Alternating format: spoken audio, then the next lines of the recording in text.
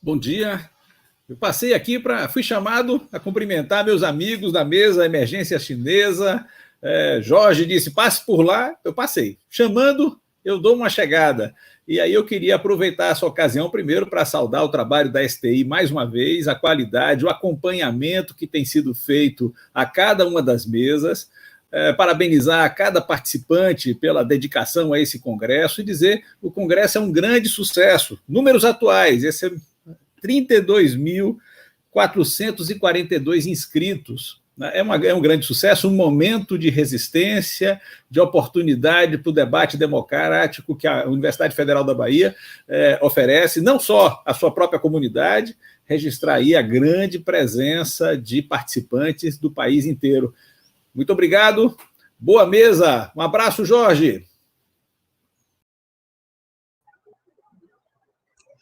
Bom dia a todas e todos.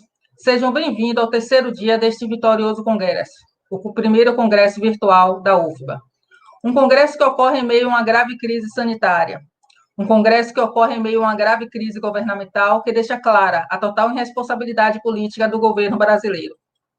Este congresso é o Congresso da Resistência, pois a UFBA, lembrando as palavras do magnífico reitor em sua mesa de abertura deste congresso, enfatizou a necessidade da UFBA resistir a toda e qualquer forma de obscurantismo, devendo continuar a seguir a sua trajetória de construção do conhecimento, de construção da ciência, da solidariedade, da educação pública e gratuita, assim como deve a UFBA ser o palco e, ao mesmo tempo, protagonizar a luta pela vida e contra toda e qualquer forma de autoritarismo. Esta mesa traz o debate, a emergência chinesa e os conflitos geopolíticos e a pandemia. É uma promoção do grupo de pesquisa Processos de Hegemonia e Contra-Hegemonia e do GEPOD, Grupo de Estudos em Economia Política e Desenvolvimento. Me chamo Andréa Ribeiro, sou mestranda do Programa de Pós-Graduação em Ciências Sociais da UFBA, integrante do grupo de pesquisa Processos de Hegemonia e Contra-Hegemonia, e desenvolvo um estudo sobre os impactos da relação sino-sul-americana sobre o Mercosul. Estarei aqui ajudando na condução deste debate, que terá por expositores os professores Renildo Souza, Gilberto Almeida e Jorge Almeida. Dr. Renildo Souza é professor do Programa de Pós-Graduação em Economia e do Programa de Pós-Graduação em Relações Internacionais, ambos da UFBA, é autor do livro Estado e Capital na China, lançado em 2018, apresentou o trabalho no seminário O Socialismo de Mercado e Outras Questões Teóricas, em Pequim, 2007. O doutor Gilberto Almeida é professor aposentado da UFBA, é colaborador do Programa de Relações Internacionais da UFBA e do Programa de Cooperação com a Universidade de Ciência e Tecnologia de Hans Hong, em Wuhan, na China, onde esteve em dezembro de 2019. O doutor Jorge Almeida é professor do Departamento de Ciência Política e do Programa de Ciências Sociais da UFBA. Desenvolve pesquisas sobre a China, inclusive tendo realizado seu pós-doutorado sobre o tema como professor visitante na SOAS, Universidade de Londres, em 2018. É integrante do grupo de pesquisa Processos de Hegemonia e Contra-Hegemonia. O debate terá a seguinte organização. Serão 3 rodadas. A primeira rodada, cada expositor terá o tempo de 15 minutos. Na segunda rodada, cada expositor responderá as perguntas, e na terceira rodada, cada expositor fará suas considerações finais e responderá as perguntas e fará suas considerações finais. Então, sem mais delongas, passemos ao debate, chamando o primeiro expositor, o professor Dr. Renildo Souza. Bom dia a todos. Queria agradecer a oportunidade de participar desse debate. É muito importante o debate que ocorre neste congresso virtual da UFBA, muito importante para a democracia, para o conhecimento, nesses tempos difíceis que o nosso país está passando. Minha apresentação aqui, nessa mesa, ela vai se dar em torno de 2 questões. A primeira questão, como tem sido o conflito entre a China e os Estados Unidos e o que muda nesse conflito com a pandemia do Covid-19. E a segunda questão, como a chamada emergência chinesa pode ser avaliada em termos de capitalismo e socialismo. Nesta semana, ocorreu a Assembleia Anual da Organização Mundial de Saúde, a OMS, com 194 países. Nessa Assembleia Anual, houve uma confrontação muito forte entre os representantes dos governos da China e dos Estados Unidos. O governo Trump tem acusado a China de negligência e deslealdade na transparência das informações sobre o início da Covid. Tem também acusado a OMS de fazer o jogo da China. Trump fala mesmo em vírus chinês, acusa o surgimento do vírus em laboratórios na China. Espalhou-se pelo mundo inteiro um preconceito, xenofobia, ataques à China pela direita, sobretudo nos Estados Unidos. Querem acusar a China de culpa pelas mortes terríveis que estão ocorrendo por conta da Covid-19 em todo o mundo. A China, nesse embate, responde com envio de certas quantidades insuficientes, claro, né, de materiais, equipamentos médicos para alguns países, sobretudo da África, e com a promessa de liberação da vacina quando for criada, que ora está em pesquisa, como bem público global. Qual é o pano de fundo desse conflito que ora irrompe no meio da pandemia entre os Estados Unidos e a China? O pano de fundo desse conflito é a economia e também o posto de nação hegemônica no mundo.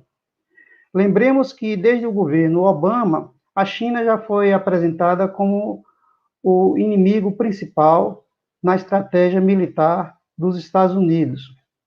E desde o início do governo Trump, a China tem sido marcada como esse inimigo, dessa vez principalmente no terreno econômico, a partir da deflagração da guerra comercial, guerra que poderia ser chamada guerra tecnológica, principalmente como aparece na imprensa, pelo combate ao avanço da tecnologia 5G nas mãos da empresa chinesa Huawei. É uma espécie de nova Guerra Fria que expressa a contradição interimperialista entre a China e os Estados Unidos. Mas devemos notar que dificilmente os Estados Unidos serão superados na ciência, na tecnologia, na dominação financeira e monetária com o dólar, na sua condição política e militar, na sua influência internacional, institucional e na sua influência cultural. Mas, ao mesmo tempo, dificilmente o governo dos Estados Unidos conseguirão produzir algo como se fosse uma desglobalização, uma desvinculação entre a China e os Estados Unidos na economia, porque os interesses e os lucros das empresas americanas estão bem soldados, colados com a produção e o comércio da China.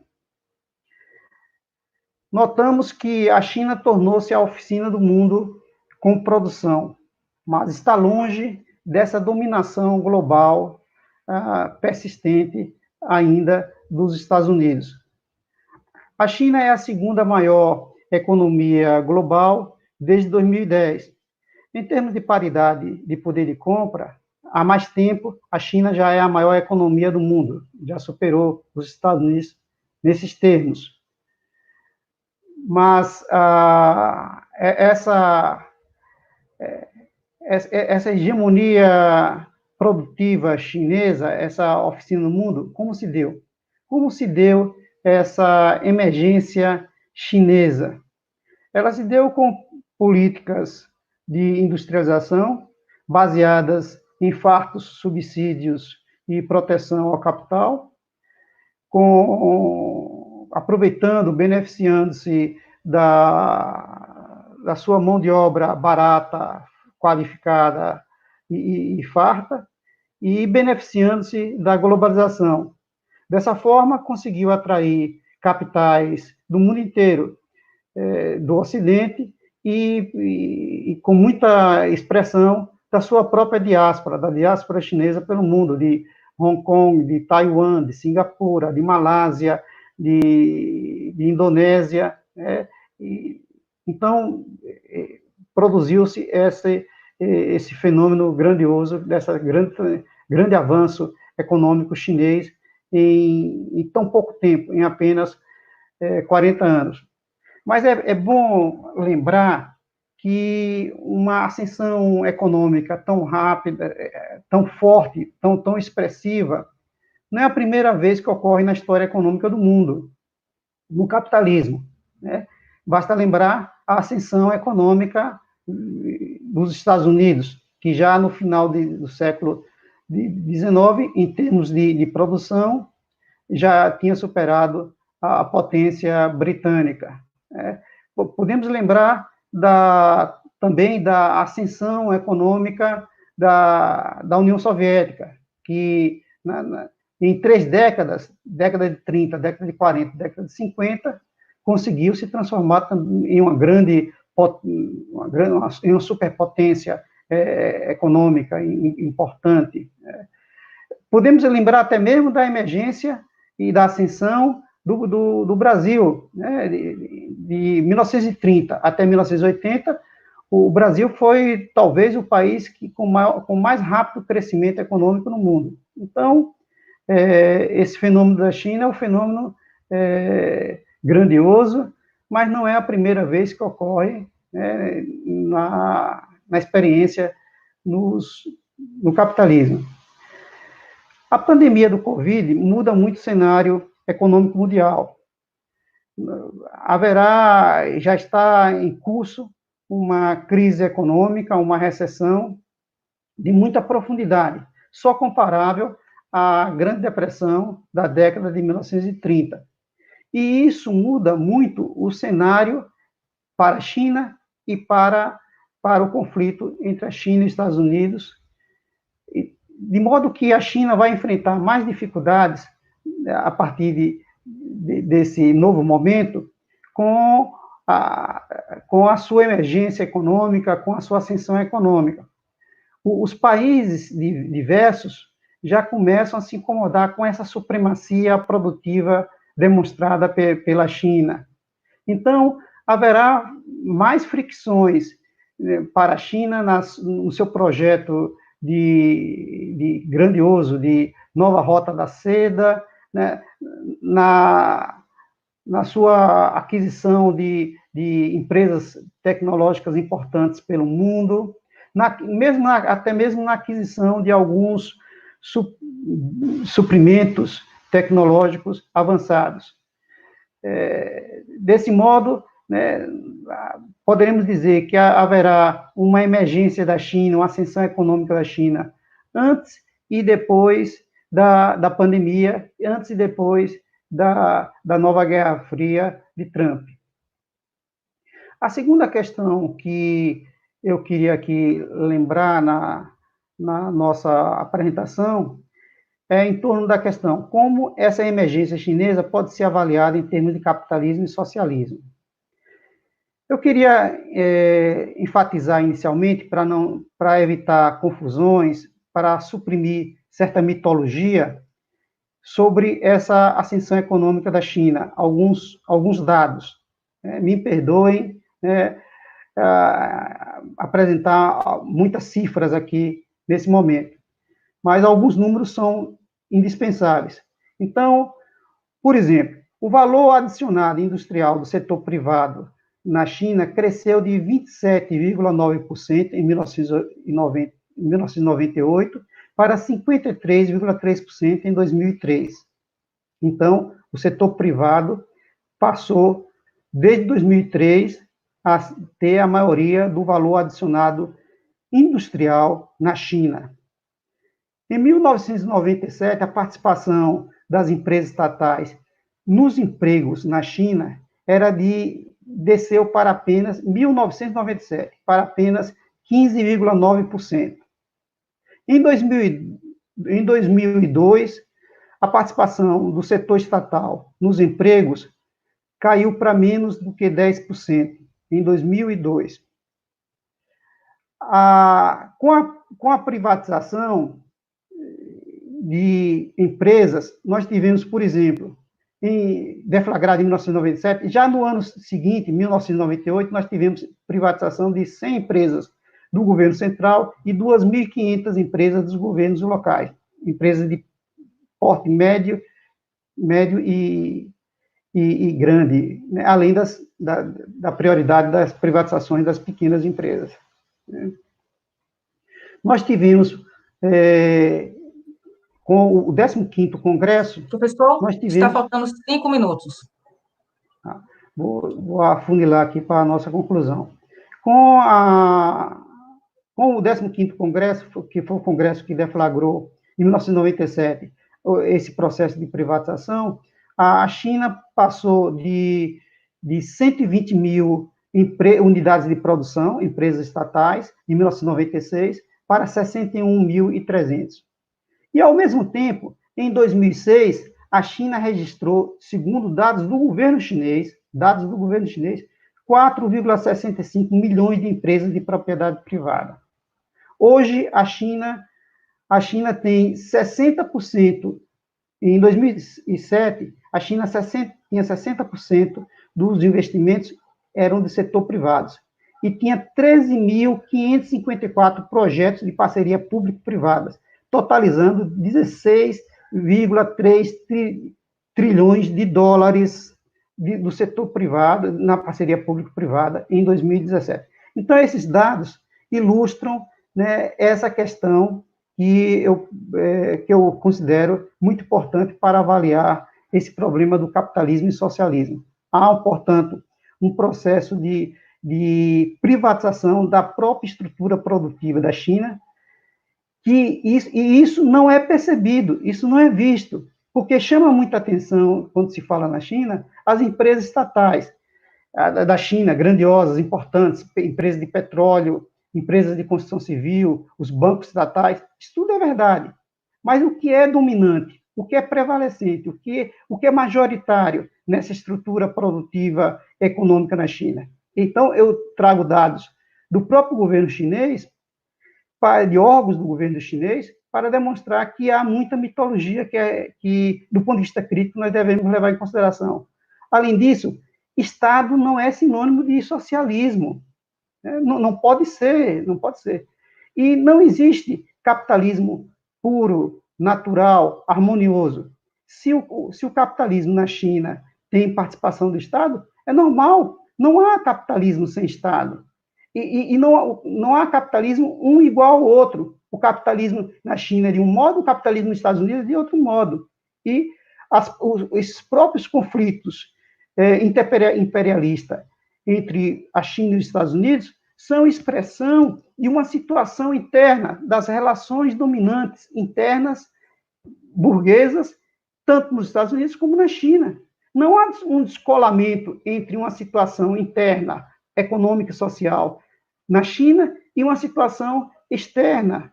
Então, esse conflito, que é um conflito de concorrência, típico do capitalismo, de contradições, de crise, né, na arena internacional, é a expressão de relações dominantes de capital e trabalho, de relações dominantes, prevalecentes, majoritárias, né, de centralização do capital, de divisão do trabalho, de trabalho assalariado, vigentes na China.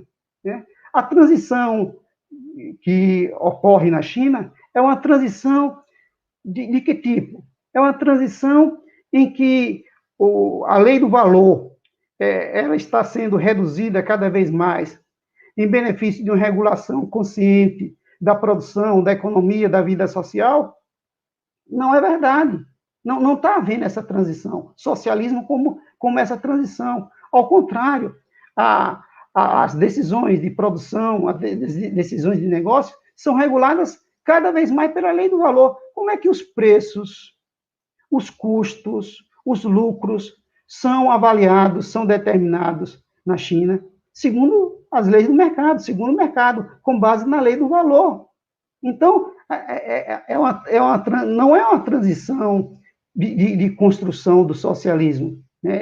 É uma transição de afirmação de processos fundamentais, básicos do capitalismo na China. Então, nós não podemos falar de emergência chinesa como um todo, falando em geral, abstratamente. Nós temos Professor, por favor, conclua. Nós temos que falar nessa emergência chinesa do ponto de vista da análise das classes sociais, das relações determinadas, né, das contradições, né, históricas concretas, né, no capitalismo realmente existente na China, assim como no capitalismo realmente existente nos Estados Unidos.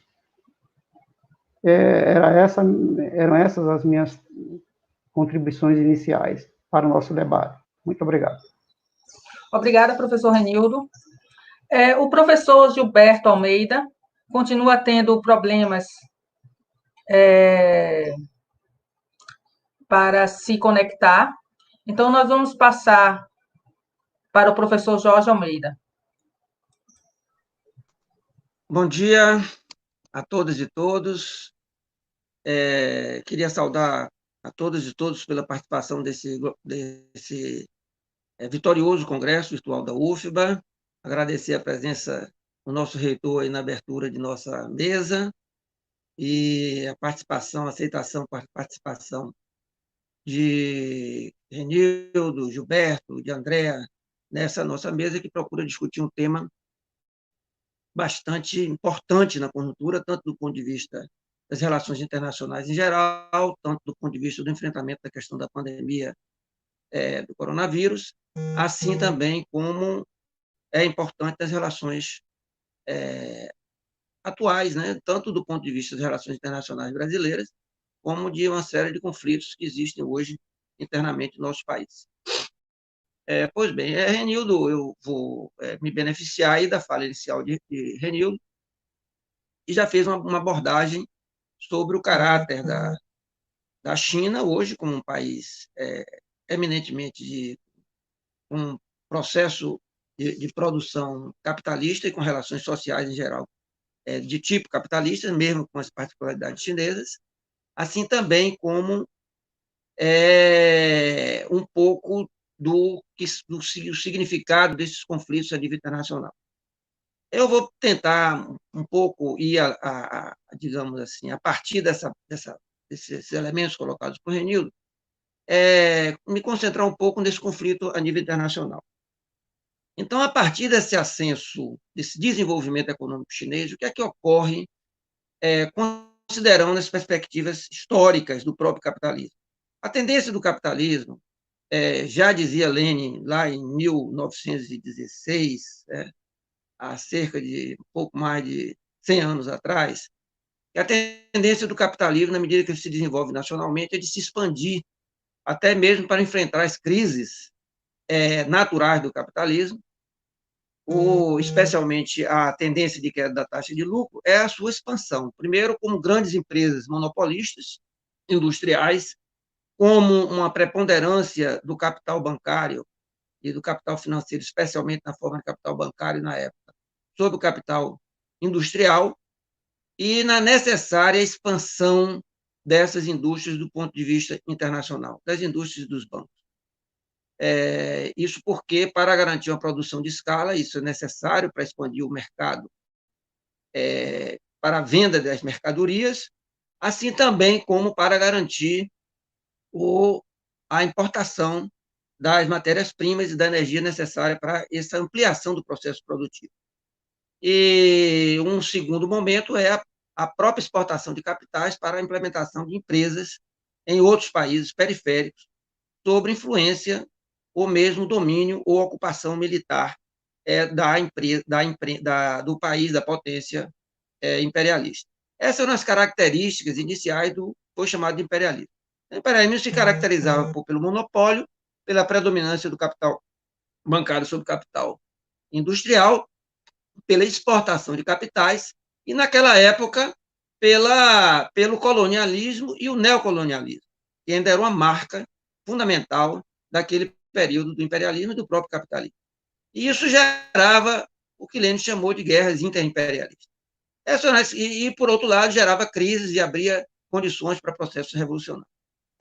Os elementos-chave centrais do imperialismo, definidos por Lênin, continuam em voga, né? Que são aqueles primeiros que eu falei. Isso não significa que características atuais do imperialismo não tirem esse caráter imperialista. Não, por exemplo, as colônias praticamente desapareceram, né? Entre a década no final da Segunda Guerra Mundial e a década de 70, as colônias como tais desapareceram. Continuaram a existir as neocolônias, os protetorados, naquele sentido que o próprio Lênin tinha definido, também desapareceram. Nós temos, evidentemente, hoje, passamos a ter neocolônias de tipo países independentes, submetidos a essa influência e essa dominação econômica, influência política, muitas vezes dominação política sem ocupação militar. E nós tivemos, a partir da Segunda Guerra Mundial, uma nova situação, que foi a dos Estados Unidos se colocarem claramente como uma potência hegemônica entre os países imperialistas, o surgimento, o desenvolvimento, o fortalecimento da União Soviética, que gerou a chamada Guerra Fria, e um processo de um longo ciclo de desenvolvimento do capitalismo, que se deu entre mais ou menos o final da Segunda Guerra Mundial e o início da década de 70. Aí nós temos um período diferente do imperialismo, porque as guerras foi o período onde as colônias desapareceram e as guerras interimperialistas também desapareceram, mesmo com as pressões de conflitos permanentes. Depois nós temos, a partir da década de 70, com o início de uma longa crise do capitalismo, uma crise estrutural que nós estamos vivendo até hoje, um segundo período, um terceiro período imperialista, porque para enfrentar essa situação de crise, o capitalismo apelou para recursos tendenciais de crise, especialmente as políticas neoliberais e a financiarização do capitalismo, já num sentido diferente daquele definido por Lênin, agora uma financiarização de caráter amplamente especulativo, com um certo deslocamento do capital financeiro em relação ao processo da produção real, da chamada economia real. E isso gerou um terceiro período do imperialismo, um imperialismo tipicamente neoliberal e crescentemente sob a hegemonia absoluta dos Estados Unidos, especialmente depois do fim da União Soviética. Os Estados Unidos então se coloca como uma potência hegemônica unipolar, praticamente sem nenhuma outra potência que confrontasse essa sua hegemonia econômica, política, tecnológica, militar, cultural, sobre todos os aspectos. Esse processo começa a ser questionado, eu diria, quer dizer, nós vamos ter, no caso específico da China, como Renildo colocou, um processo revolucionário em 49, a China, o processo de construção da revolução, foi uma guerra popular prolongada, foi de quase 30 anos, entre a fundação do Partido Comunista Chinês e a conquista do poder político em 49. Depois nós temos um processo de uns 30 anos de esforço de transição dos chineses do capitalismo, na época, um capitalismo semi-feudal, semi-colonial, do início do processo da Revolução Chinesa, até o final da década de 70, um esforço de transição ao socialismo, e a partir daí, com as chamadas reformas de mercado, uma tendência inversa, no sentido do capitalismo. Então, foram 30 anos de esforço de construção do socialismo, e depois 40 anos no esforço oposto, em relação a isso, que gera essa situação que Genildo colocou aí. E, ao mesmo tempo, a China, na medida que se desenvolve do ponto de vista do capitalismo cada vez mais, ela vai seguir a tendência, digamos, natural, entre aspas, porque é uma tendência social, econômico-social e política, de se tornar um país imperialista. Não há como fugir desse tipo de característica na medida que se torna uma grande potência, expande o seu capital, ou se torna um país imperialista, ou vai no sentido do socialismo, ou se torna um país imperialista, ou vai retroceder e manter uma situação de dependência. Então, a China optou por construir um processo nacional, soberano, e, apesar de toda a abertura para o capital estrangeiro, etc., criou condições de construir uma forte base econômica própria e estatal e privada, de promover um processo de desenvolvimento tecnológico potente, e, além de todo esse processo de desenvolvimento industrial e tecnológico, também, numa medida ainda, principalmente, eu diria, defensiva, está se construindo também como potência militar. É a terceira potência militar do mundo e é, hoje, o segundo orçamento militar, só atrás dos Estados Unidos. Então, apesar de estar atrás dos Estados Unidos, sob esse ponto de vista militar, está se construindo uma base militar base no sentido amplo, mas, inclusive, algumas bases militares fora do seu território, no sentido de ter uma política chamada de dissuasão, ou seja, no sentido de impedir, de desestimular qualquer medida de agressão militar de outros países e, ao mesmo tempo, construir uma aliança com a Rússia. Nós vivemos um momento histórico, toda a história da China e da Rússia, é um momento em que a China e a Rússia mantêm melhores relações diplomáticas, políticas, econômicas, militares, de defesa mútua de soberania nacional, que dá uma retaguarda tanto à China quanto à Rússia. Então, isso caracteriza a situação em que nós vivemos, e com essa ascensão nós temos uma alteração daquela situação anterior dos Estados Unidos como uma potência hegemônica unipolar. O que nós podemos dizer, então, nesse sentido é o quê? É que passamos a transitar para um processo de uma bipolarização imperialista, né? Então, os Estados Unidos passou a ter um desafiante.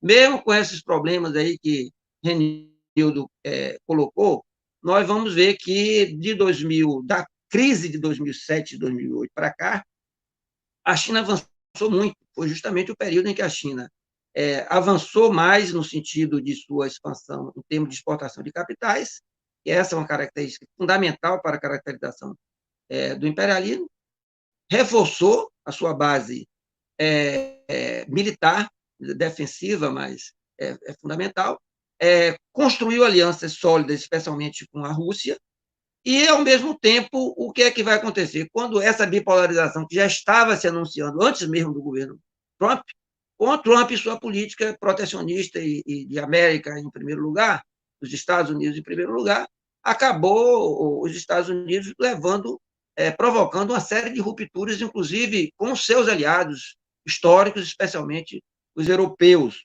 o que traz certos problemas aí de diversos elementos de conflitos, de uma agitação, a maior dificuldade dos Estados Unidos de afirmar dessa maneira, tentando os Estados Unidos recuperar esse avanço, né? Porque, do ponto de vista relativamente, como diz, se as coisas continuarem do jeito que estão, a tendência é da China se fortalecer cada vez mais e superar os Estados Unidos, do ponto de vista da produção econômica e em condições de superar também do ponto de vista tecnológico, na medida que a China tem altíssimos investimentos privados e estatais.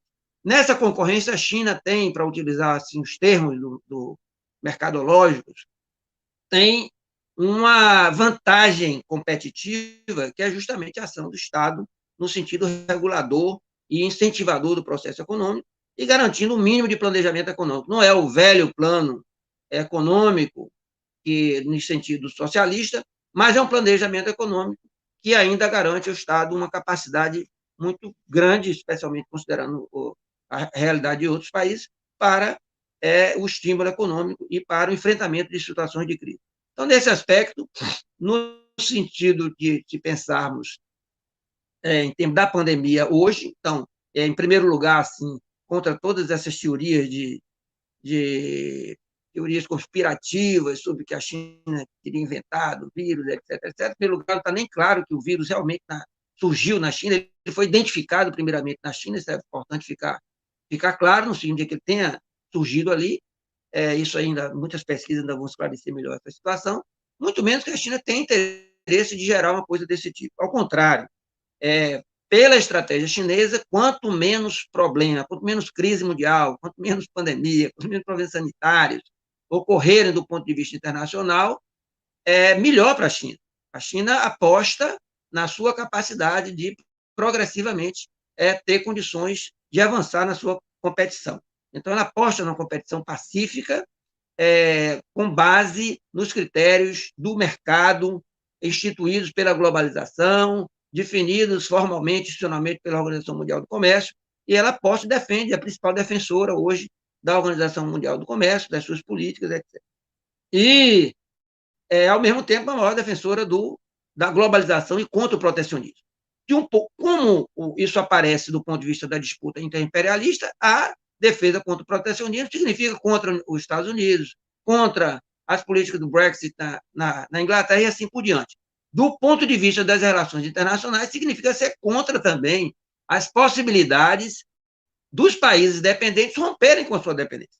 Porque se nós somos contra essas políticas protecionistas do Brexit ou dos Estados Unidos, porque elas estão embutidas no projeto imperialista, nós, por outro lado, sabemos que não é possível romper a dependência dos países que são dependentes, inclusive do nosso país, sem superar o problema da dependência, sem romper com o imperialismo, e isso, no mínimo, requer um conjunto de políticas chamadas de protecionismo. Temos que ir muito mais do que política protecionista, mas, grosso modo, inclui isso. Então, não podemos aceitar as políticas da OMC, por exemplo, para citar assim de uma forma rápida no tempo que nós temos que colocar aqui.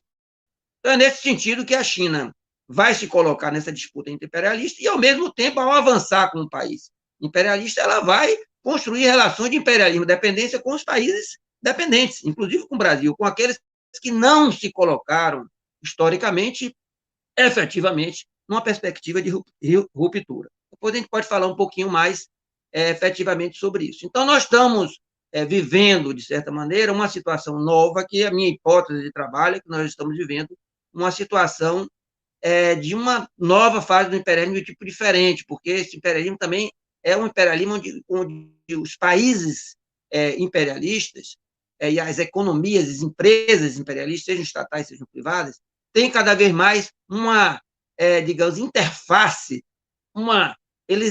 elas estão também, digamos assim, articuladas, presentes nas mesmas áreas de influência.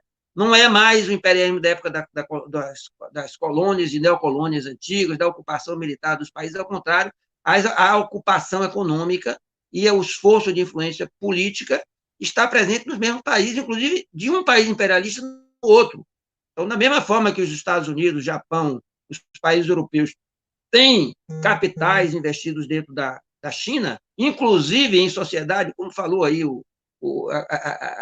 agregando alguma coisa que Genildo falou, grande parte das empresas estatais chinesas tem presença de capital estrangeiro, os grandes bancos chineses que são estatais têm presença de capital estrangeiro, eles estão na Bolsa de Valores e, por isso, precisam ser lucrativos para atrair esses capitais privados que estão presentes na sua composição de capital. E, por outro lado, nesses termos, ao mesmo tempo, por exemplo, a China é a maior detentora de títulos da dívida pública dos Estados Unidos. Então, existe uma inter-relação, uma interdependência do capital muito grande e que reflete um pouco esse tipo de crise que nós vivemos hoje, porque, veja bem, a tendência histórica do capitalismo, desde a época do mercantilismo, depois do capitalismo manufatureiro, da Revolução Industrial, primeira, segunda, terceira, toda essa tendência do capitalismo é de expansão e é de globalização. Então, essa é uma tendência do capitalismo. Por outro lado, existem tendências dos capitais particulares, dos Estados-nação, que tem base estatal, nacional, que tem base territorial, e o capitalismo vive esse conflito. Vivia esse conflito antes, e com a ascensão da China, isso voltou a ter um potencial maior de atrito e de conflito. Então, são novas características. Para entender essa situação que nós estamos vivendo, nós temos que entender para entender como a China se colocou como país capitalista e imperialista, precisamos entender que nós estamos vivendo uma situação nova, diferente do próprio imperialismo, a partir da crise que nós estamos vivendo hoje. Muito obrigado. Obrigada, professor Jorge Almeida. E agora teremos a apresentação do professor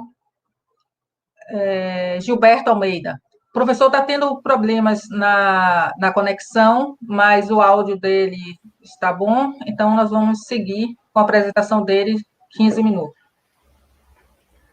Bom dia a todos, obrigado pelo convite.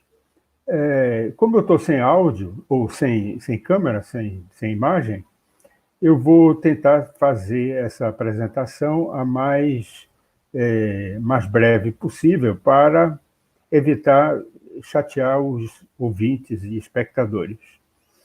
É o seguinte, eu vou trabalhar nos interstícios entre as apresentações de Renildo e de Jorge. Foram ambas muito interessantes e, mais ou menos, eu tive de mudar um pouco a estratégia dessa minha apresentação em função do que eles falaram, já que eu queria algumas coisas que eu ia falar, eles já falaram.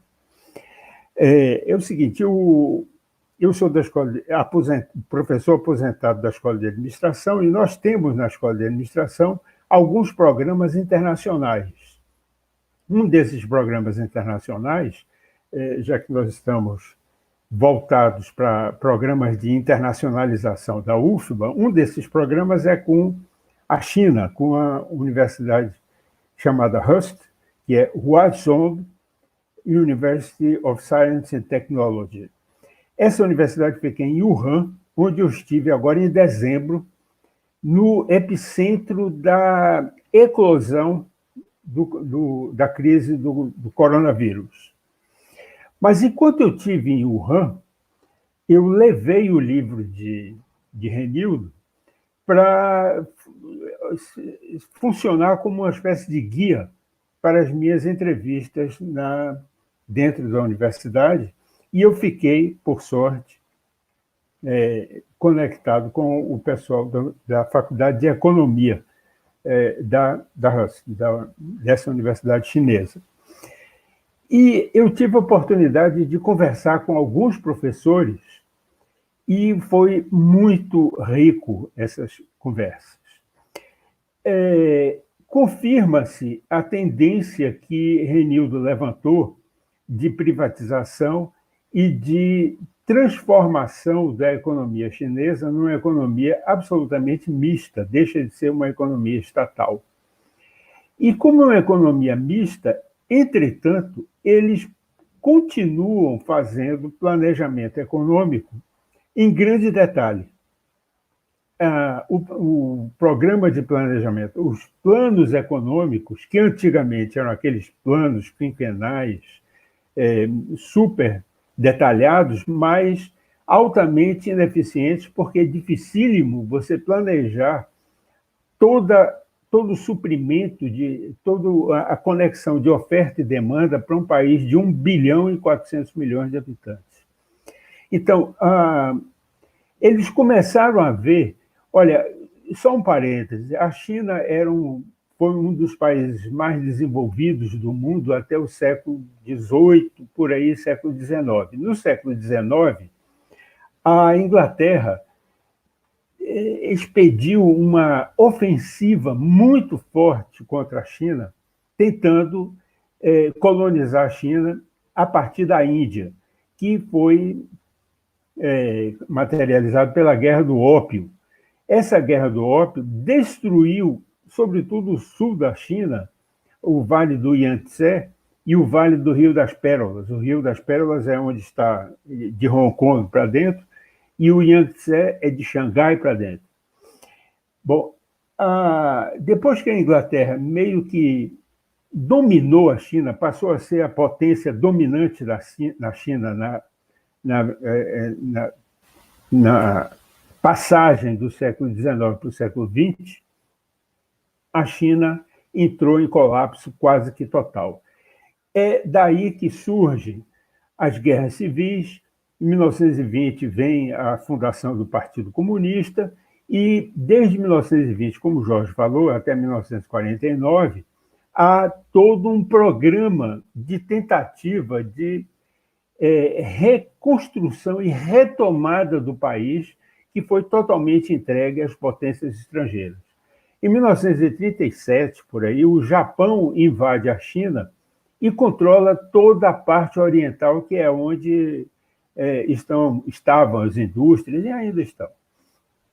Bom, depois da guerra, o Japão perde a guerra, sai da China e os Estados Unidos tratam de assegurar que a Coreia não seja totalmente conquistada pela ideologia comunista.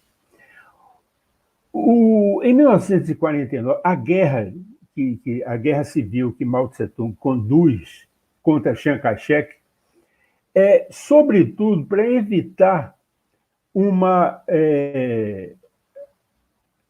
sumiu um negócio aqui. Alô? Estão me ouvindo?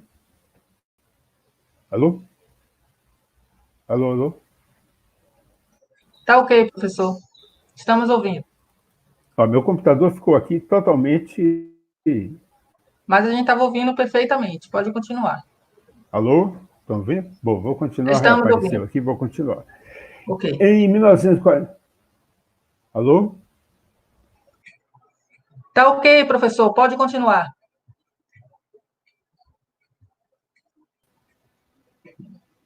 Professor Gilberto? Está dizendo aqui que eu não estou. Reapareceu aqui, Ok. vou continuar. Quando Correto. Mao Tse-tung ganha o momento e consegue expulsar Chiang Kai-shek para a ilha de Formosa, hoje Taiwan, o objetivo principal dos novos coordenadores do poder e da economia na China foi descentralizar a indústria, porque naquele momento eles tinham medo que os Estados Unidos saíssem da Coreia e entrassem pela China e dominassem toda a infraestrutura industrial da China, que estava localizada na Manchúria e na região de Pequim. Então, o que faz Mao Tse-tung? Ele descentraliza barbaramente a produção industrial chinesa. Eu estive na Baosteel, que é uma siderúrgica enorme, a segunda maior do mundo, que está localizada justamente na cidade de Wuhan. O objetivo de Mao Tse-tung, como eu disse, foi descentralizar e diminuir a probabilidade de invasão dos Estados Unidos, que se invadissem a China, poderiam ficar com as indústrias da Manchúria, mas o resto da China teria condições de sobreviver e resistir ao ataque americano. Essa estratégia nos anos 50 foi extremamente custosa, porque houve uma desorganização completa da estrutura produtiva da China. E já em 1950 aconteceu a primeira grande fome. O país sofreu 1 ano, 2 anos de fome em decorrência de eventos climáticos, enchentes e secas, etc., de modo que houve uma fome já em 1950. Em 1960, houve outra fome, e isso meio que enfraqueceu as propostas e o controle de Mao Tse-tung e Zhou Enlai na economia chinesa. Esse enfraquecimento da liderança de Mao teve 2 consequências. Um conflito muito forte entre a extrema esquerda do PCC, consubstanciado na viúva de Mao, que depois que Mao morreu, ela assumiu com mais 3 outros líderes, e, por outro lado, uma facção que propunha a abertura e a revisão, que seria uma reforma, de toda a proposta do socialismo chinês. Essa revisão, que aconteceu mais ou menos em 1970, foi muito séria, foi muito grave, morreu muita gente, foi o período da Revolução Cultural, que foi muito sentida na China. Nas minhas entrevistas em Wuhan, todos os professores com quem eu conversei disseram que foi um período terrível. Muita gente morreu e tinha, sobretudo intelectuais. Eu estava numa universidade, então alguns professores tinham tido pais que eram professores também, e esses pais foram perseguidos, etc. Enfim, o período final do período da gestão Mao Tse-tung, vamos dizer assim, de 1949 a 1979, foi muito complicado. E as pessoas não gostam muito do período final, embora tenham o maior respeito pelos 20 anos iniciais da gestão Mao Tse-tung. Bom, aí o conflito continua na Revolução Cultural e, de uma certa forma, a facção reformista ganha momento e assume Deng Xiaoping em 1970 e pouco, 79, por aí. O que Deng Xiaoping faz é uma abertura programada e controlada. É uma abertura muito mais gradual do que a que Boris Yeltsin imprimiu na Rússia. Boris Yeltsin abriu a Rússia de repente e permitiu que um monte de burocratas se transformasse em empresário. E hoje você tem bilionários na Rússia que foram, antigamente, gestores da economia soviética. Na China, esse processo foi mais gradual, mas, ao mesmo tempo, foi mais sentido. Nos anos 2000, por exemplo, ou 1990, eles eliminaram todos os direitos trabalhistas e as pessoas na China começaram a trabalhar como se estivessem na Europa, na Inglaterra, no começo do capitalismo. Foi uma exploração imensa, tipo uma exploração caracterizada como mais-valia absoluta. As pessoas trabalhavam com fraldão para fazer xixi no fraldão, para não ter de sair do pé da máquina para ir no banheiro fazer xixi, porque o empresário não queria que isso acontecesse. Foi um negócio horrível. Mas... O senhor pode concluir? Vou concluir. Okay, a partir de... Me dê só uns 2 minutos. Tá? Então, a partir de a partir dos anos 2000, eles reveem essa abertura muito radical e começam a estabelecer uma forma de dourar a pílula para os trabalhadores chineses. Bom, para concluir, eu queria dizer o seguinte: a China sempre foi orientada por uma lógica confucionista de adaptação. O Confúcio foi um filósofo que propôs uma sociedade hierarquizada, domesticada, mas, ao mesmo tempo, uma das normas do confucionismo é a adaptação ao meio, né? A necessidade de você se adaptar ao meio. Esse confucionismo não foi extinto pelo período marxista e, hoje, a China busca se adaptar ao que acontece no mundo. Eu diria, em complementação a Jorge e a Renildo, que a China hoje se aproveita do neoliberalismo mundial e absorve todas as indústrias do mundo, e hoje a China é a grande oficina mundial, que já foi a Inglaterra e depois a Alemanha e os Estados Unidos. Hoje é a China. E eles se aproveitam da desindustrialização que acontece em todos os países, sobretudo os países periféricos, como o Brasil, que durante o período de Fernando Henrique Cardoso, o Gustavo Franco, que era o presidente do Banco Central, e Pedro Malan, ministro das Finanças, da Fazenda, diziam aos empresários: ora, se vocês estão insatisfeitos com o custo Brasil, vá produzir fora, vá produzir na Ásia, onde a mão de obra é mais barata e os custos de logística são mais baratos. Então, essa lógica neoliberal que engolfou o Brasil foi extremamente vantajosa para a China, porque a metade da indústria brasileira se deslocou para a China. Né? Eu estive no Paraná, numa fábrica de autopeças, o cara me disse o seguinte, olha, eu parei de produzir porque hoje eu encomendo as peças na China, ponho o meu carimbo e revendo no mercado interno. Isso aconteceu no mundo inteiro. E os chineses estão muito contentes com isso, porque eles são um país de indústria potentíssima e super eficiente. Tá? Então, eu vou parar aqui e repasso aqui para a André continuar. Obrigada, professor Gilberto, pela excelente exposição dos debatedores.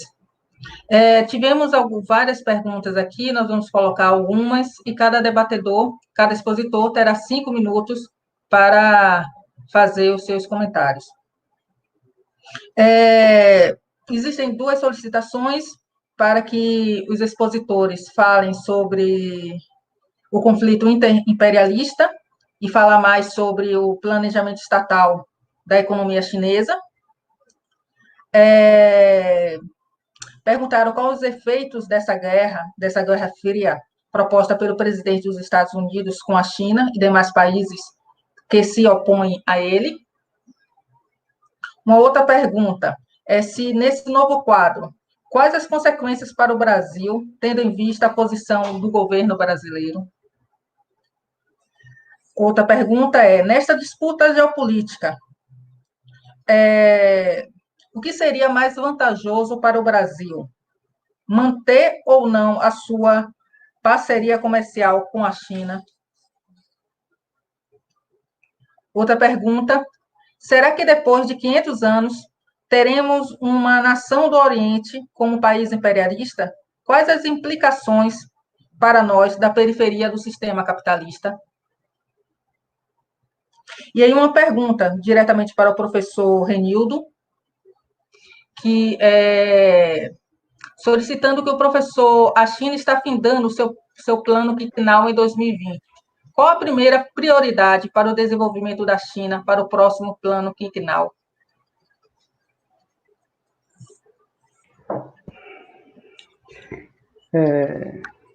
Posso começar a responder, André? Já dividiram a tela? Pode, sim. Então, começando pelo novo plano quinquenal, ora em discussão na China. As notícias que são transmitidas sobre esse novo plano dão conta de prioridade da China em grande esforço de avanço tecnológico. Então, além de tudo que a China tem feito nas últimas décadas, de grande investimento para avanço tecnológico, esse plano quinquenal novo vai centralizar as atenções, né, nesse terreno tecnológico. E o segundo aspecto é uma maior atenção ao consumo interno, sobretudo das classes médias, né, da gigantesca classe média, assim chamada chinesa, né, alguns milhões de consumidores, diante das possíveis dificuldades de mercado externo para as suas vendas. Então, a imprensa tem noticiado esses 2 pontos, mas essas discussões ainda estão em curso, estão se processando, e vamos aguardar, né, para examinar maiores detalhamentos. Agora, de qualquer maneira, esse plano vai expressar esse novo quadro da situação do mundo e da China e desse conflito com os Estados Unidos depois da pandemia e com essa grande crise econômica. saiu um artigo agora na revista Foreign Affairs, onde se dá conta de uma projeção de que o crescimento econômico da China neste ano pode ser zerado. Então, é uma situação muito difícil que o plano econômico vai ter que levar em consideração. Em 2021, a comemoração dos 100 anos da existência do Partido Comunista da China. E nessa comemoração, o que eles pretendiam, principalmente, era apresentar a duplicação do PIB, né, em uma década. E eles não vão alcançar isso. Isso não vai ser conseguido. Então, em termos do plano e da nova situação na China, nós temos esses elementos. Em relação ao Brasil, eu chamo a atenção para uma coisa que seria uma espécie de dilema do colonizado. O que é o dilema do colonizado? É que quanto mais depende do colonizador, mais ele afirma e aprofunda a sua dependência. Então, em busca de benefícios que tem como contrapartida maior colonização.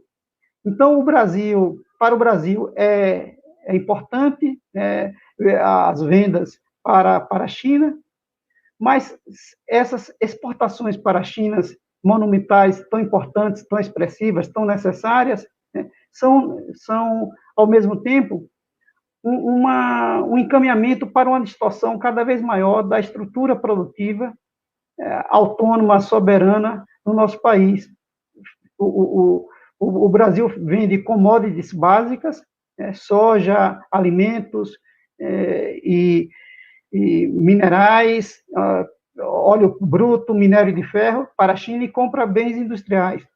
Isso, no futuro, com essas mudanças, isso vai ser atenuado? Ao contrário, com essas novas mudanças, com esse novo cenário, isso vai ser aprofundado. Então, essa espécie de colonialismo chinês vai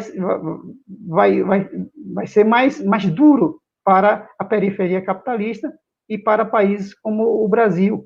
Isso provoca uma distorção muito grande para a economia brasileira e para o dinamismo da economia brasileira. O país vai se especializando cada vez mais em produção de bens primários.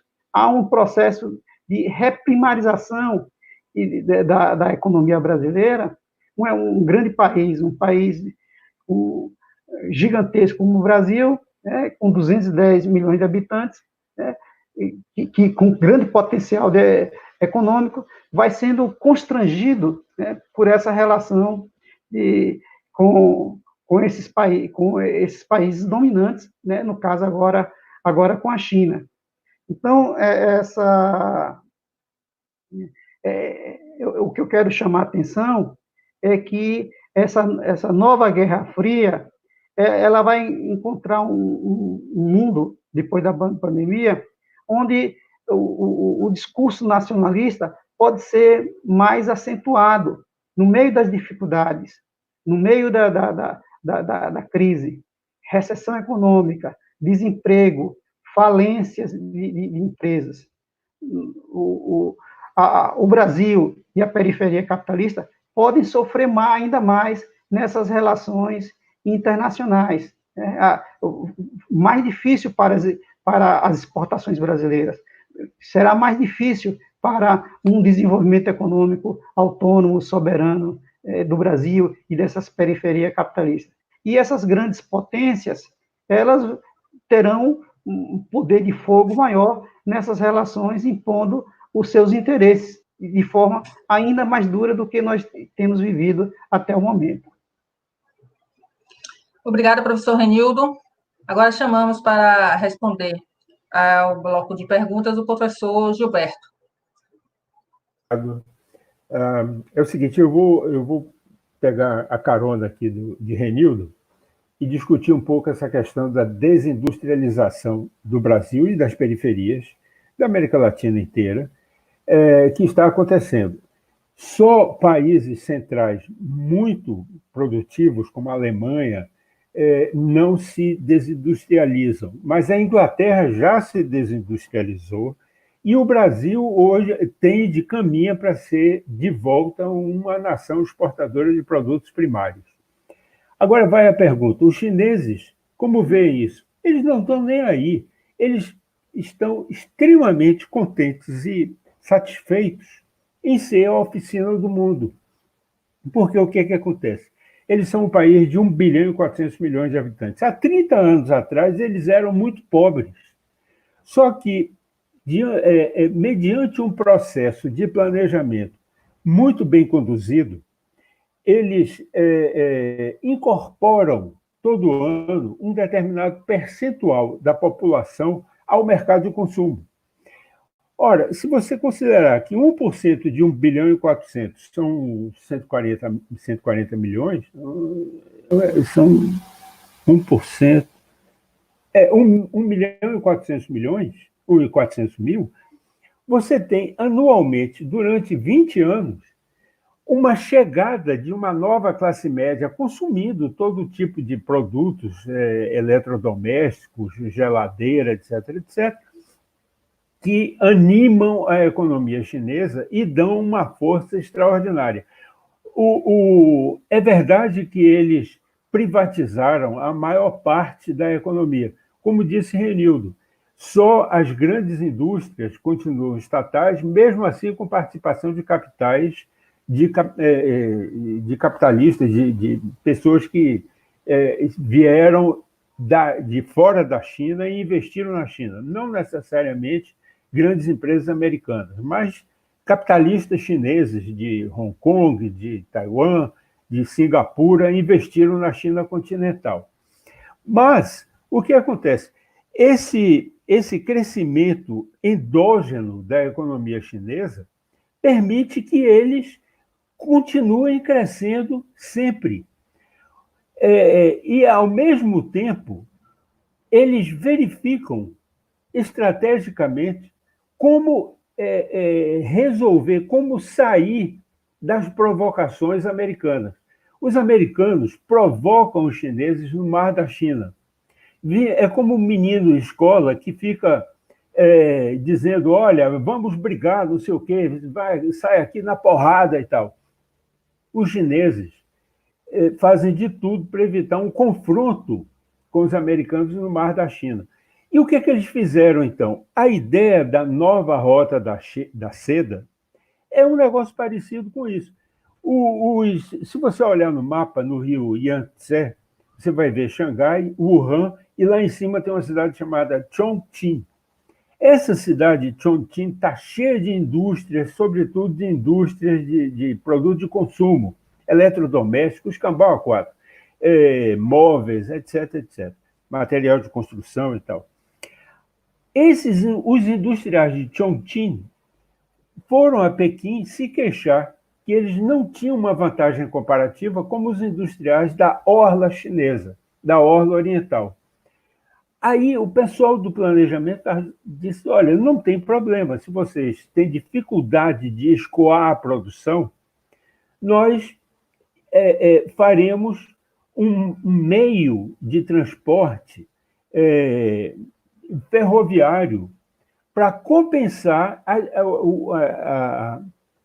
a dificuldade de acesso que vocês têm ao transporte marítimo e as ameaças que o transporte marítimo sofre no Mar da China. Então, daí vem a ideia da nova Rota da Seda, que é uma ferrovia que começa em Chongqing, passa em Xi'an, vira à esquerda, vai para o noroeste da China, na região dos Hunos, H-U-N, que são os antigos Hunos de Átila, etc., atravessa aquelas montanhas, que, enfim, lá no noroeste da China, entra pelo Cazaquistão, passa pela Rússia, a razão pela qual os russos estão amiguinhos e contentíssimos com a China, e atravessa a Rússia em grande extensão para chegar até a Alemanha, né? Então, O objetivo é fazer com que os industriais de Chongqing cheguem na Alemanha a um custo competitivo igual ao do pessoal, aos industriais de Xangai, etc., que estão na costa oriental e têm acesso a navio. Professor? Alô? Está ouvindo? Professor, pode concluir, por favor? Então, o que eu gostaria de falar é que os chineses, hoje, não têm a menor preocupação em liderar o mundo. A preocupação deles é com eles mesmos, é resolver o problema das indústrias que estão localizadas no interior da China e meio que sobreviver às ameaças americanas, que são ameaças constantes. A extrema-direita americana vive chamando os chineses para porrada, como um menino num colégio público, no recreio, que ficam Professor? chamando. Sim. Podemos realmente concluir? Estamos com o tempo um pouco apertado. Concluído, então. Tá. Certo. Obrigado. Obrigada, professor Gilberto. Chamamos agora o professor Jorge para fazer as suas observações em relação ao bloco de perguntas. Bom, eu vou começar fazendo aqui um comercial do livro do colega Renildo, Estado Capital na China. Gilberto já citou aí que usou ele como referência de guia de viagem quando ele foi para Wuhan. Então, aqui que eu considero aqui o melhor que nós temos para compreender de forma profunda e crítica o contexto do desenvolvimento chinês no atual momento. Foi publicado pela EDUFBA e pode ser comprado ou na editora, quando acabar a quarentena, ou pela internet. Okay? Estado e Capital na China, Renildo Souza. Bom, respondendo rapidissimamente aqui essas perguntas, me sobra aí, restinho de tempo bem apertado. Primeiro, o conflito interimperialista, ele, como eu falei, tem novas características. Temos que discutir a partir do conceito de imperialismo, na realidade, dos conflitos mundiais hoje, mas a partir de um imperialismo 100 anos depois do que foi a obra de Lenin. Não pode se basear exatamente em todos os elementos presentes na obra dele, mas se baseia nos elementos-chave dele, que é a monopolização do capital, a preponderância do capital financeiro sobre o industrial, a exportação de capitais e... bom, esses são os elementos fundamentais presentes nesse processo. Fazer um pequeno comentário a respeito da questão da Rota da Seda. Veja bem, eu acho que a Rota da Seda não é uma simples medida defensiva da China, mas é uma medida de expansão que está ligada a essa necessidade de exportação de capitais e de abrir mercados para as suas mercadorias, baratear o custo de suas exportações e de suas importações. E ela tem essa rota por cima, mais pelo norte, que Gilberto falou. Tem uma outra rota ferroviária também, um pouco mais pelo sul, que margeia o norte da Índia, cruza o Paquistão, atravessa o Irã, depois o Iraque, depois a Síria, até a Turquia para chegar no Mediterrâneo, e uma outra rota marítima que vai pelo Mar do Sul da China, depois o Oceano Índico, entra pelo Mar Vermelho, certo? E para isso que a China, inclusive, tem tomado medidas do ponto de vista militar. A base que foi construída no Mar do Sul da China, que é uma imensa base militar, e uma outra base militar já no Chifre da África, lá na África, que é a primeira base militar claramente fora do território chinês, num lugar chamado Djibouti, que é o porto de saída da Etiópia. Então, essa é a questão. Em relação ao conjunto das relações da China com o Brasil, a periferia em geral, etc., tentando responder aqui rapidissimamente. Primeiro, que o discurso do governo Bolsonaro é uma coisa assim, muito assim, parece ridículo, mas fundamental. Se considerar o que é o contexto internacional e o que é a prática real do Estado brasileiro, é ridículo. Mas o discurso de Bolsonaro, do ministro das Relações Exteriores, dos filhos de Bolsonaro, do ministro da Educação, tem um objetivo mais de construir a sua base, de fortalecer e consolidar a sua base mais de extrema-direita, mais de caráter tipicamente neofascista e anticomunista que tem dentro do Brasil. A gente não tem tempo de aprofundar aqui. Mas é extremamente contraditório. Por exemplo, enquanto Eduardo Bolsonaro critica a China faz esses discursos alucinados, o outro, o seu irmão, que é o Flávio Bolsonaro, vai para a China, tem boas relações com a China, faz vídeo defendendo a China e é considerado lobista de interesses capitalistas chineses no Rio de Janeiro. Então, é isso aí. Por outro lado, nós vimos o seguinte, a China ampliou suas relações com o Brasil, todo mundo vê, com o governo Lula e Dilma, mas começou, na verdade, antes, no final do governo FHC, começa a ver o crescimento das relações comerciais, que se ampliaram no governo Lula, e no final do governo Lula, no governo Dilma, é que veio a maior penetração da China em termos de exportação de capitais chineses, aqui aprofundando essa relação. Quando veio o processo do golpe do impeachment, se disse muito, especialmente na área política do PT, do PCdoB, de outras forças políticas que apoiavam o governo Lula, que se viesse o golpe, o Brasil ia ser prejudicado, porque a China ia se afastar, etc., no caso de Temer. Não aconteceu nada disso, ao contrário. As relações comerciais do Brasil com a China se aprofundaram, a exportação de capital chinesa aumentou durante o governo Temer, e agora com o Bolsonaro também, continua. Apesar de todo o discurso que Bolsonaro fez e do máximo de agressão política e simbólica que alguém pode fazer à China, que era visitar Taiwan, e Bolsonaro fez isso durante a campanha eleitoral. Mas, veja bem, Bolsonaro, no seu primeiro ano de governo, foi o presidente brasileiro que, em toda a história brasileira, se encontrou mais vezes com o presidente chinês. Veja bem, foi o presidente brasileiro que mais se encontrou com o presidente chinês em um ano de governo. O que mostra que entre o discurso ideológico, estratosférico, e o interesse dos capitais, dos principais capitalistas brasileiros, o setor hegemônico do capitalismo brasileiro, que está baseado na produção de bens de consumo primário, não é? E do capital financeiro, e que precisa exportar essas mercadorias e precisa também construir infraestrutura para baratear seus custos, são chineses que têm capital para investir isso, vai em contradição com esse discurso ideológico. Os capitalistas estão mais interessados no lucro do que em discursos, digamos assim, delirantes, certo? De alguns personagens do governo Bolsonaro. Então, como resolver o problema?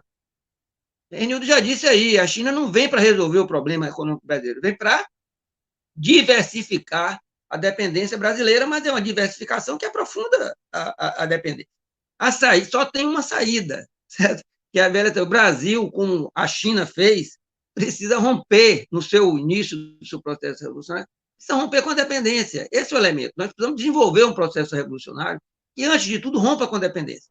Que tenha um programa que seja anti-imperialista, que seja antimonopolista, que seja anti-latifundiário, com uma reforma agrária anti-latifundiária, que democratize realmente a vida do país, que enfrente o conjunto das opressões que nós temos dentro do país, que enfrente o problema ambiental numa perspectiva ecossocialista. Sem isso, não tem saída para o Brasil. Nós vamos ficar discutindo o que benefício momentâneo, particular, nós podemos ter no momento, de uma forma taticista, certo? Como diz um filósofo francês, Michel de Certeau, a tática dos governos brasileiros, todos os últimos, é a chamada arte do fraco. Precisa procurar se beneficiar secundariamente em termos de um projeto procurando se beneficiar secundariamente, mas sem enfrentar o problema. E só os trabalhadores podem fazer isso, porque, vou concluir, só os trabalhadores podem fazer isso, porque a burguesia brasileira já mostrou, historicamente, que não tem a menor vontade política de construir um projeto nacional. Sempre acaba procurando ser um beneficiário secundário, um sócio secundário e submisso ao grande capital internacional. Ótimo. Professor, já fica aí na tela mesmo para suas considerações finais. 2 minutos para cada um dos participantes para fazer as considerações finais. Eu mesmo? Começa comigo? Tá bom. Começa com o senhor. Bom, então, então, assim, agradecer a presença de todos e de todos aqui nesse nosso debate. Pedimos a divulgação do vídeo, porque o vídeo vai ficar aí no Congresso, para aqueles que assistiram, que gostaram, que façam um processo de divulgação em relação a isso.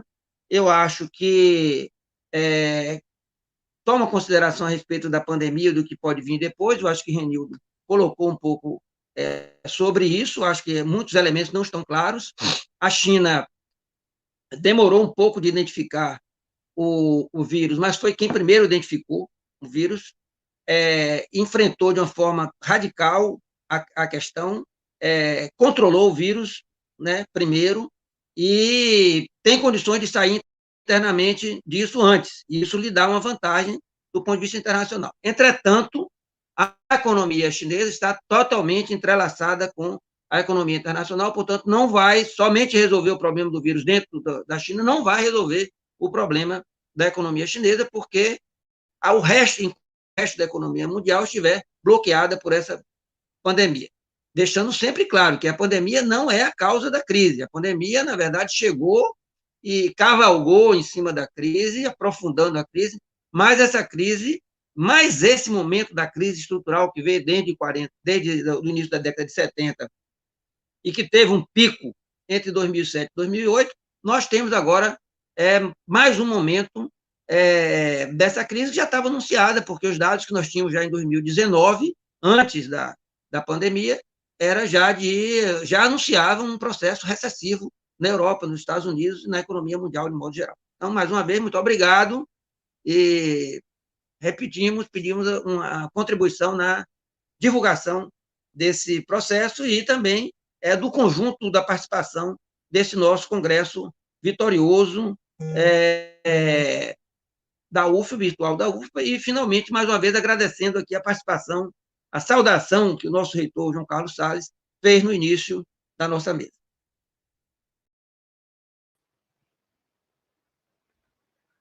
Bem, também eu queria fazer alguns comentários sobre essa mesa em relação a esse futuro, a essa perspectiva, destacando os seguintes aspectos. Quais são as dificuldades principais da China nesse novo cenário? A rivalidade entre os imperialismos, as potências, essa rivalidade vai se acentuar. Eu aqui queria deixar essa informação importante, de que o governo japonês está com um programa de subsídios bilionários para retirar empresas de dentro da China e essas empresas se instalarem em qualquer país asiático, e também subsídios bilionários do governo japonês para trazer empresas multinacionais para o interior da estrutura produtiva japonesa em confronto com a China.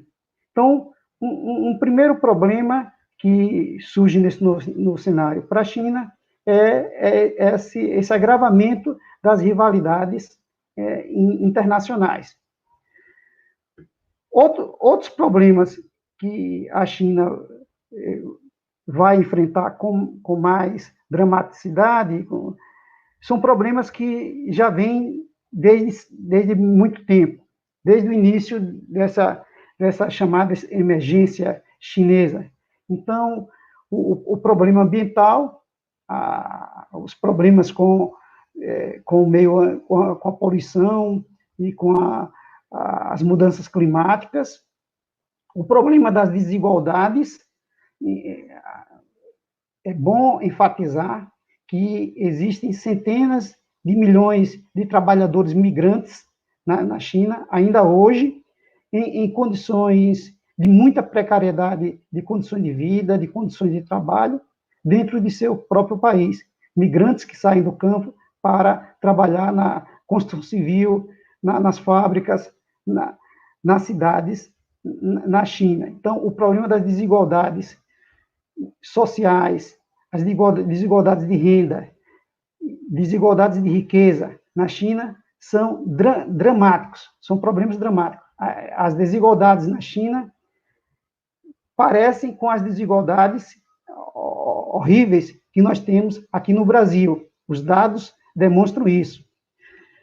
Além disso, tem os problemas da capacidade ociosa, né? Então, grandes investimentos ao ano de mais de 40% do produto interno bruto significa uma capacidade ociosa muito grande da produção da China. E com o aumento da rivalidade no comércio internacional, junto com a recessão econômica desses novos tempos, pós-pandemia, com a pandemia e pós-pandemia, a China vai encontrar mais dificuldades para escoar a sua produção. E isso agravando ainda mais essa crise de superprodução, de capacidade produtiva das suas empresas internamente, criando problemas graves. Então, esses são alguns problemas que a gente tem que levar em consideração quando tratamos dos problemas da China. E, por último, eu queria lembrar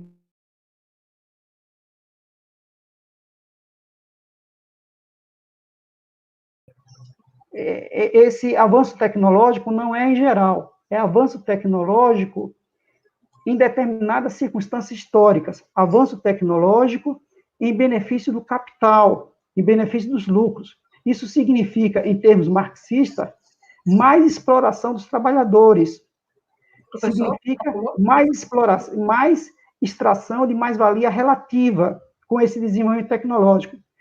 Nós não podemos falar em tecnologia, em 5G, em avanço tecnológico, em geral, em termos ahistóricos. Então, nós temos que ver que não são os trabalhadores na China ou fora da China os beneficiários dessas importantes e expressivas conquistas tecnológicas da China.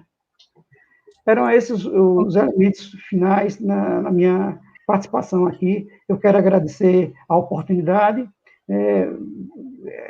enaltecer a importância desse congresso virtual da UFBA.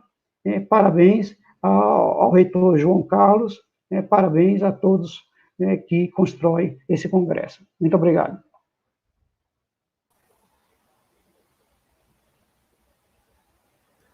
Olá, pessoal. Eu gostaria nesses comentários finais, lembrar o seguinte: o Brasil viveu uma tragédia que começou a ser construída na hiperinflação. A hiperinflação brasileira foi terrível, foi destrutiva para a economia brasileira. E o Plano Real, por melhor que tenha sido, também não foi lá muito bom, porque com o câmbio valorizado, ele foi o começo da destruição da indústria brasileira. A indústria que sempre foi o motor das economias subdesenvolvidas e, de repente, a seita neoliberal que tomou conta do Brasil desde de Fernando Henrique Cardoso e super acentuada agora nesse período Bolsonaro, esse pessoal dessa seita, esses fanáticos, destruíram a economia brasileira e repuseram a economia brasileira como uma economia primária exportadora. Ora, o que nós temos de fazer é olhar para a China, que é extremamente rica, e fez tudo ao contrário do que o Brasil fez. A China manteve um sistema... Tudo bem que, conforme Renildo, ela abriu a economia e hoje já não é mais uma economia socialista, é uma espécie de capitalismo de mercado. Mas manteve o processo de planejamento muito bem feito, com muita estratégia e com muita visão de futuro. O Brasil não tem plano nenhum. O Brasil anda pelo mundo como uma nau à deriva num mar revolto. Isso quando eu estudo a China e olho para o Brasil, me dá uma tristeza profunda, porque a China continua a crescer. É verdade que passou um período de exploração enorme da mão de obra, um período de mais-valia absoluta, está passando agora para mais-valia relativa, como acabou de dizer Renildo, mas o Brasil afunda cada vez mais e surgem como grandes empresários os caras da soja, os exportadores, os os produtores de bens primários. Então, isso é extremamente triste e eu acho que as universidades precisam estudar mais a China. O que nós falamos aqui nessa mesa sobre a China foi muito pouco. Tem muita coisa a ser dita que não foi dita por falta de tempo. Então, é extremamente importante que a universidade continue estudando a China, tendo relações com universidades chinesas, mantendo programas de cooperação, porque a experiência da China é muito rica. E a China conseguiu sair de ser um país pobre nos anos 40, destruído pela guerra, e hoje é um país que não tem nada a ver com a China de 1949. Então, você anda naqueles trens-bala na China, é uma coisa que não deixa nada a dever dos trens franceses e alemães. Então, essa permanência de estudos comparativos com a China é extremamente importante. Eu parabenizo o reitor e para toda essa iniciativa do Congresso Virtual e espero que meu computador da próxima vez funcione melhor para que vocês possam ver minha cara falando que eu peço desculpas, que não aconteceu. É isso.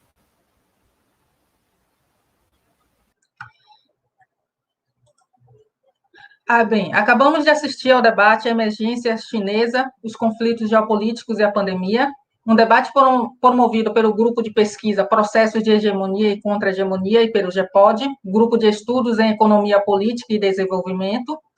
Teve por expositores os professores e doutores Renildo Souza, Gilberto Almeida e o Jorge Almeida.